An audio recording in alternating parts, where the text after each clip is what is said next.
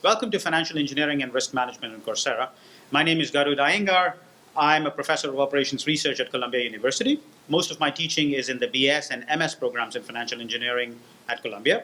The MS program in financial engineering at Columbia is one of the best in the country. I'm co-teaching this course with my colleague Martin. Yes, my name is Martin Hull. I'm also in the Operations Research Department at Columbia University. Most of my teaching is in the Master's Program in Financial Engineering. I've also worked for a few years in industry as a quant, and so I hope to bring some of that experience to bear when we're talking about financial engineering, and I hope I can bring to you the practical side of financial engineering. The goal of this course is to give you a very broad and accessible introduction to financial engineering and risk management. Talk about what are the important problems of this field, how they are implemented in practice, why theory doesn't always translate into practice. And what we would try to do is to keep the mathematics at the level of an advanced undergraduate so we can focus on the financial concepts. That's true. In fact, we're going to focus on discrete time models rather than continuous time models in this course. We'll focus on using probability rather than the rocket science of stochastic calculus. And the reason we're going to do that is we feel that we can teach the fundamental concepts of financial engineering in a much better way when we keep the mathematics to a fairly basic level. We'll have about 2 hours of video per week, 7 to 8 assignments through the course, and you'll be expected to turn in about 6 of them.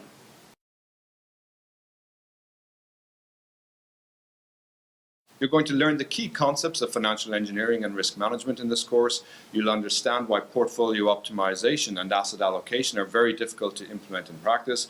You'll see why value at risk and conditional value at risk are sometimes very controversial, and you'll understand the pitfalls associated with those risk measures. You'll also see why the Nobel Prize winning work on derivatives pricing is often very different to how derivatives are actually priced in industry. You'll also learn how financial engineering can be abused and has been abused in practice, but you will learn that financial engineering is very important. It's now indispensable. And as part of this course, we'll also show you how many of the concepts that came up in the context of financial engineering now have expanded to other markets, such as insurance markets, commodity markets, and even election markets. That's true. And you'll also see how computer science, probability and statistics, operations research, applied math often come together to help you solve very important and practical problems in financial engineering. An exciting feature of this course is the participation of our colleague Emmanuel Derman. Emmanuel is the best-selling author of the book My Life as a Quant. He was a collaborator and a co-author of Fisher Black and was at the time working with him when many of the important ideas in financial engineering were being translated from theory into practice. We are very excited to have him, and he would be participating in the course as 2 or 3 interview modules where we'll be talking to him about how financial engineering started, what were the important problems, where does he think financial engineering is going, and we will be asking you to submit your questions. If you're interested, we'll talk about all of these questions along the way.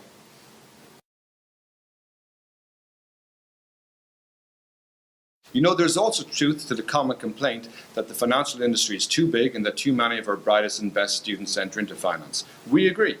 But risk management and financial engineering are here to stay.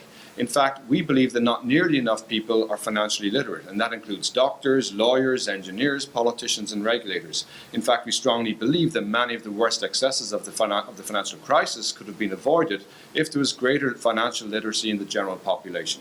You know, it's often said that economics is too important to be left to economists. Well, we feel the same way about finance and financial engineering. It's too important to be left to economists, bankers, and politicians and regulators. Financial engineering and risk management is a very important part of the global economy now, and as Martin said, it's here to stay.